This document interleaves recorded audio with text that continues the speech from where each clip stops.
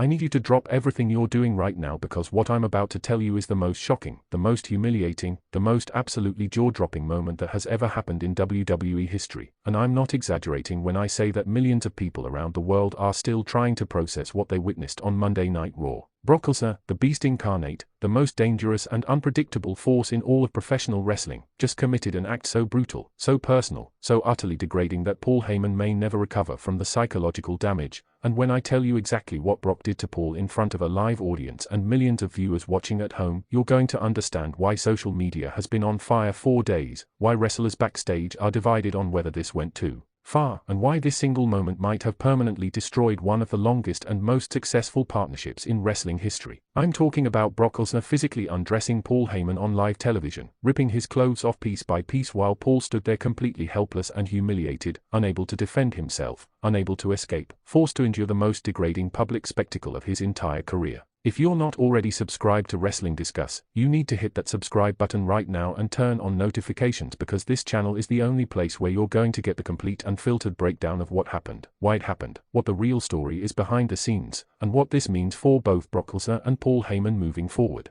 Smash that like button, get ready to drop your honest reactions in the comments because I guarantee this is going to be controversial, and prepare yourself because Wrestling Discuss is about to take you through every single detail of the most shocking live attack in Raw history. Now before I break down exactly what happened during this brutal confrontation, before I show you frame by frame how Brock systematically destroyed Paul's dignity on live television, I need to give you the full context because what you saw on Raw was the culmination of months of tension, betrayal, manipulation, and power struggles that have been tearing apart the relationship between these two men. Brock Lesnar and Paul Heyman have one of the most complicated and longest-running partnerships in all of professional wrestling, going back over 20 years to when Paul first became Brock's advocate and helped establish him as the next big thing in WWE. Together they accomplished incredible things, they made each other millions of dollars, they created memorable moments that defined entire eras of wrestling. Paul's verbal brilliance combined with Brock's physical dominance created a perfect synergy that elevated both men to legendary status. But like all long-term partnerships, especially in the cutthroat world of professional wrestling where egos are massive and everyone is constantly jockeying for position and credit, their relationship has always had underlying tensions about who actually deserves credit for their success.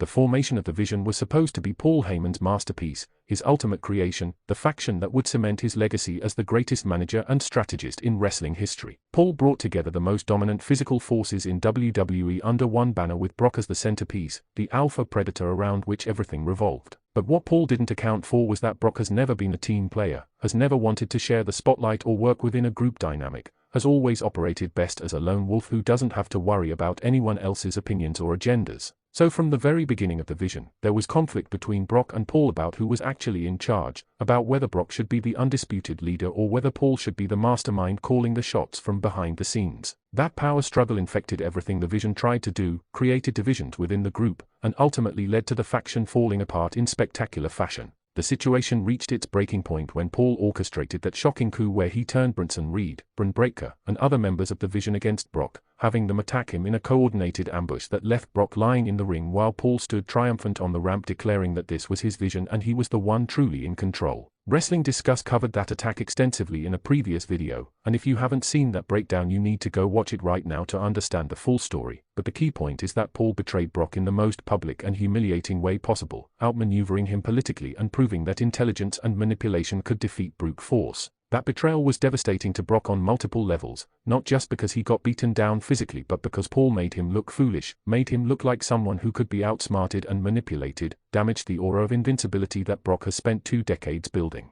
And if you know anything about Brock Lesnar, if you understand his psychology and his competitive nature that Wrestling Discuss has analyzed many times, you know that being made to look foolish is the one thing Brock absolutely cannot tolerate. So everyone who was paying attention knew that Brock was going to respond, knew that he was going to get revenge on Paul and everyone else who participated in that attack, knew that there was going to be hell to pay for the betrayal. The question wasn't whether Brock would retaliate but rather when and how, what form his revenge would take. Some people expected Brock to just show up and physically destroy Paul, hit him with an F5 or throw him around like a ragdoll, deliver the kind of beating that would send Paul to the hospital and keep him off television for weeks. Other people thought maybe Brock would go after the members of the Vision first, systematically destroying everyone who helped Paul orchestrate the coup before finally getting to the mastermind himself. But what actually happened on Raw, the specific form that Brock's revenge took, that went beyond anything anyone anticipated, and that's why the entire wrestling world is still talking about it days later. Let me walk you through exactly what happened on Monday Night Raw, and I need everyone watching Wrestling Discuss right now to understand that what I'm about to describe actually aired on live television. This wasn't something that got edited out or that happened during a commercial break. Millions of people watched this unfold in real time. The show was progressing normally through the first hour, various matches and segments building toward the scheduled main event, which was supposed to feature Paul Heyman cutting a promo with the new version of the Vision that he now controlled.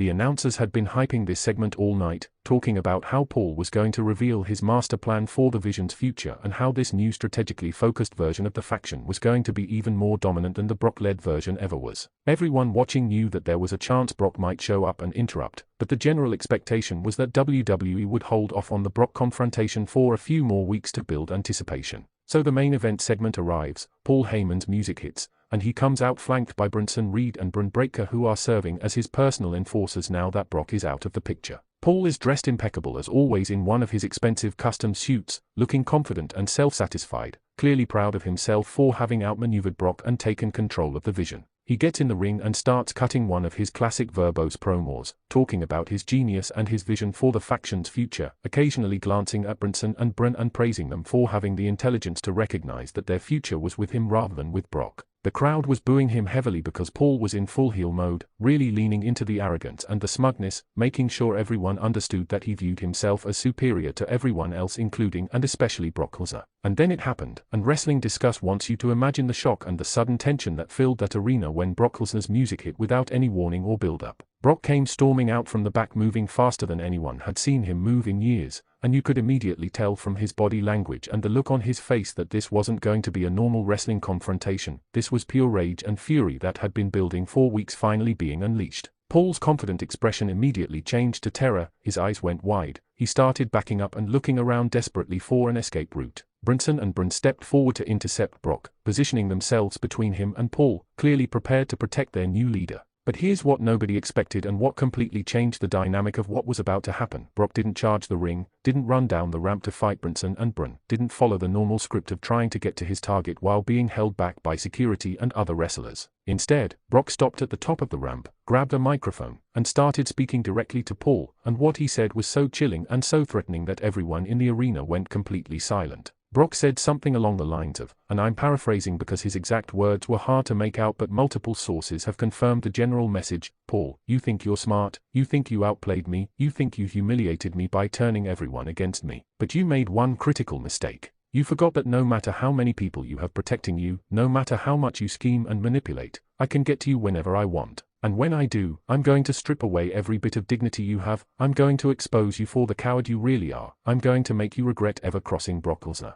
The way Brock delivered those words, the cold controlled fury in his voice, made it clear that this wasn't just wrestling promo talk, this felt real and personal and genuinely dangerous. Paul tried to respond, tried to use his verbal skills to defuse the situation or maybe talk his way out of what was coming, but his voice was shaking and you could see his hands trembling as he held the microphone. He said something about how Brock was finished, how the Vision was going to destroy him if he didn't leave immediately, how he wasn't afraid of Brock anymore because he had Bronson and Braun to protect him. But everyone watching could see that Paul was absolutely terrified, that his bravado was completely fake, that he knew something terrible was about to happen and he had no way to stop it. And that's when Brock made his move, but not in the way anyone expected, and this is where the situation went from a standard wrestling confrontation to something genuinely shocking that Wrestling Discuss and the entire wrestling community is still trying to process. Subscribe to Wrestling Discuss right now and make sure you have notifications turned on, because what I'm about to describe is the moment that everyone is talking about, the moment that has people debating whether WWE went too far, the moment that might change how people view both Brock Lesnar and Paul Heyman forever. Brock suddenly rushed the ring with explosive speed, sliding in under the bottom rope before Bronson or Braun could react. They immediately tried to attack him, both men throwing punches and kicks, but Brock fought through them with a viciousness and intensity that showed he was operating on pure adrenaline and rage. He caught Bronson with a huge punch that sent him reeling backward, then grabbed Braun and threw him over the top rope to the floor with shocking ease. In less than 10 seconds, Brock had neutralized both of Paul's bodyguards and now stood alone in the ring with his former advocate, who was backing into the corner looking absolutely petrified. Paul tried one last time to talk his way out of the situation, stammering something about how they could work this out,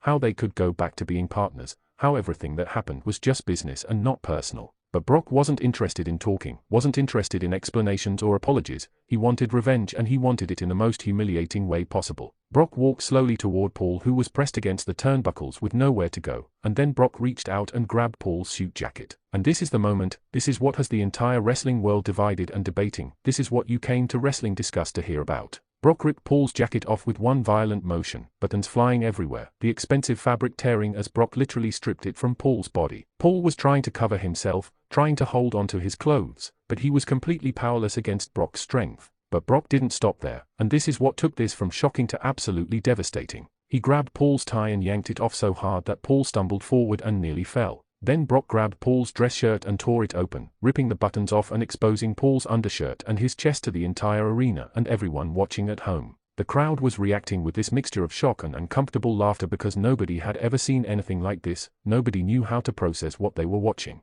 The announcers had gone almost completely silent, occasionally stammering something about how this had gone too far, how someone needed to stop this, but their voices sounded uncertain, like they weren't sure if this was still part of the show or if something had genuinely gone wrong. Paul was standing there in his torn clothes looking absolutely mortified, his arms trying desperately to cover himself, his face showing complete humiliation and helplessness. And the worst part, the most psychologically damaging part of this entire attack, was that Brock wasn't done. He grabbed what remained of Paul's shirt and tore that off too, leaving Paul standing in the ring in just his undershirt and dress pants with his expensive suit literally in tatters on the mat around him. The visual of Paul Heyman, always so polished and professional and put together, standing there in torn clothes looking like he'd been through a hurricane, that's an image that nobody who watched Raw is going to forget. That's an image that fundamentally changes how people perceive Paul, because his entire persona is built on sophistication and intelligence and always being in control, and Brock destroyed all of that in less than a minute. And here's what makes this even more devastating from a psychological perspective that Wrestling Discuss wants you to understand. Brock didn't hit Paul with a single wrestling move during this entire attack. He didn't F5 him, didn't suplex him, didn't throw him around the ring or beat him up in a traditional sense. He could have done all of those things easily, but he chose not to because physical violence wasn't the point. The point was humiliation, the point was stripping away Paul's dignity and his self-image and his sense of control, and you do that not by hurting someone's body but by attacking their identity and their pride. Brock understood that the most effective revenge against someone like Paul Heyman wasn't to put him in the hospital, it was to make him look weak and pathetic and helpless in front of the entire world, to destroy the carefully constructed image that Paul has spent decades building. After Brock had finished undressing Paul, after he had reduced him to this humiliated figure standing in torn clothes, Brock just stood there staring at him for what felt like forever, letting the moment sink in, making sure everyone in the arena and everyone watching at home understood the message he was sending. Then Brock grabbed the microphone one more time and said something that Wrestling Discuss thinks might be the most brutal line of his entire career. This is what happens when you forget your place, Paul. You're not the mastermind, you're not the genius, you're not the one in control. You're just a man in a suit, and I can take that suit away whenever I want. Remember that. And then Brock dropped the mic and walked out of the ring, leaving Paul standing there in his destroyed clothes, leaving the image of Paul's humiliation as the final shot of Monday Night Raw. Now let Wrestling Discuss break down why this moment is so significant and why it's generating such intense reactions from fans, wrestlers, and media covering WWE. First and foremost, this represents a level of personal humiliation that we almost never see in modern WWE, especially not directed at someone of Paul Heyman's stature and experience. WWE has moved away from truly degrading content in recent years, trying to present a more family-friendly product that doesn't rely on genuinely uncomfortable moments. But this segment with Brock undressing Paul felt like it crossed back over that line into territory that made a lot of people genuinely uncomfortable. Not uncomfortable in an entertained, oh wow that's so shocking way, but uncomfortable in a should I be watching this, is this appropriate way. And that's sparking legitimate debate in the wrestling community that Wrestling Discuss wants to explore with you. On one side of this debate are fans who think this was incredible television, that it was shocking and unpredictable and exactly the kind of intense personal storytelling that makes wrestling compelling. These fans argue that Paul betrayed Brock first, that Paul humiliated Brock publicly by orchestrating that attack where the entire vision turned on him, so Brock was completely justified in getting revenge in an equally humiliating way. They point out that wrestling has always been about larger-than-life emotions and extreme situations, and that this segment delivered exactly that kind of visceral emotional impact. They appreciate that WWE was willing to push boundaries and do something genuinely shocking rather than playing it safe with predictable content. And from a character perspective, these fans argue that this attack makes perfect sense for Brock, who has always been portrayed as someone who will do absolutely anything to his enemies, who doesn't recognize normal social boundaries or rules when he's pursuing revenge. On the other side are fans who think WWE went too far with this segment, that undressing someone against their will is a form of assault and humiliation that crosses a line into content that's genuinely disturbing rather than entertaining. These fans argue that there's a difference between shocking violence that serves a storytelling purpose and degrading someone in a way that feels uncomfortable and inappropriate. They point out that stripping someone's clothes off is something that happens in real-world bullying and assault situations, and depicting it on wrestling television could be genuinely triggering for people who've experienced that kind of violation. They are concerned that younger viewers watching Raw might see this segment and think this kind of behavior is acceptable or funny when in reality it represents a serious boundary violation. And they question whether Paul Heyman, who's in his late 50s and who has given decades of his life to this business, deserved to be humiliated in such a degrading way regardless of what his character did in storyline. Wrestling Discuss wants to hear from you about where you stand on this issue, so drop a comment right now with your honest reaction. Did you think this was great television or did WWE cross a line? Was Brock's revenge justified or did it go too far? Should wrestling push boundaries like this or should there be limits on the kind of content that airs on television? There's no wrong answer and Wrestling Discuss values all perspectives. We want to have a real conversation about this moment and what it means rather than just telling you what to think. That's what separates Wrestling Discuss from other wrestling channels. We treat our audience like intelligent fans who can think critically about what they are watching rather than just cheerleading for everything WWE does or mindlessly criticizing everything. Let me also talk about what this means for both Brock Lesnar and Paul Heyman moving forward as characters, because this attack fundamentally changes the dynamic between them and creates some really interesting storytelling possibilities that Wrestling Discuss is going to be following closely. For Brock, this establishes him as more ruthless and dangerous than ever before, someone who's not just physically dominant but who's willing to psychologically destroy his enemies in the most personal ways possible. The old Brock would have just beaten Paul up and called it a day, but this new Brock who's been betrayed and humiliated is operating on a different level, showing a calculated cruelty that goes beyond simple violence. That makes him a more complex and potentially more interesting character, even if it also makes him harder to cheer for because what he did to Paul, regardless of whether it was justified, was genuinely cruel. For Paul, this creates an enormous challenge in terms of how his character recovers from such complete humiliation.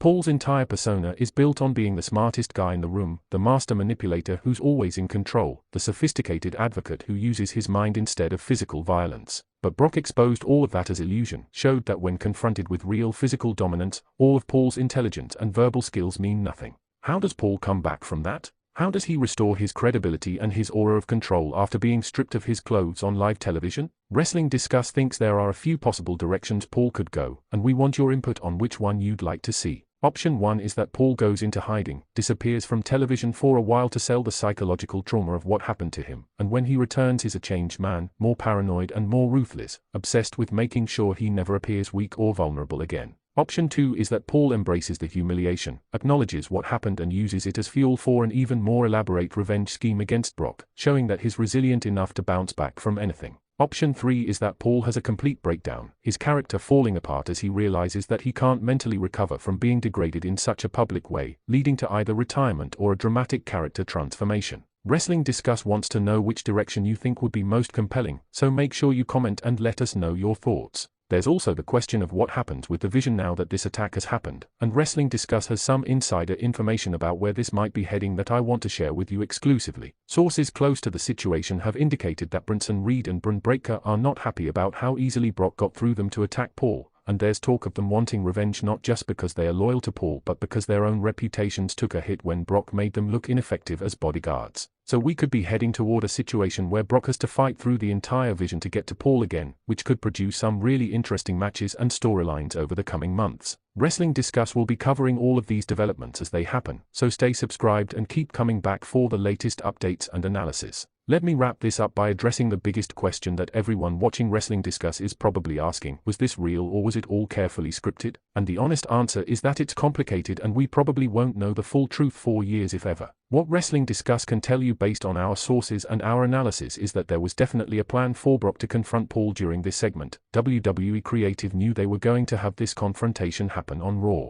But the specific intensity of the attack, the particular way that Brock undressed Paul, the genuine emotion and discomfort visible on Paul's face, all of that suggests there may have been elements of the segment that went beyond what was carefully rehearsed. Whether that means Brock went off script or whether Paul sold it with incredible realism, we can't say for certain, but what we can say is that this felt different from typical worked wrestling content. It felt more real and more uncomfortable, and that's part of what made it so impactful and so controversial. Alright Wrestling Discuss family, I need you to do 3 things for me right now before this video ends. First, drop a comment telling me your complete honest reaction to Brock undressing Paul on Raw. Don't hold back, tell me if you loved it or hated it, if you thought it was justified or went too far, if you want to see more content like this or if you think WWE should pull back. Second, smash that like button to help this video reach more wrestling fans so we can have a broader conversation about this moment and what it means. And third, make absolutely sure you're subscribed to Wrestling Discuss with notifications turned on because this story is far from over. There's going to be more developments and more confrontations, and Wrestling Discuss is going to be here covering every angle and giving you the insider information and analysis you won't find anywhere else.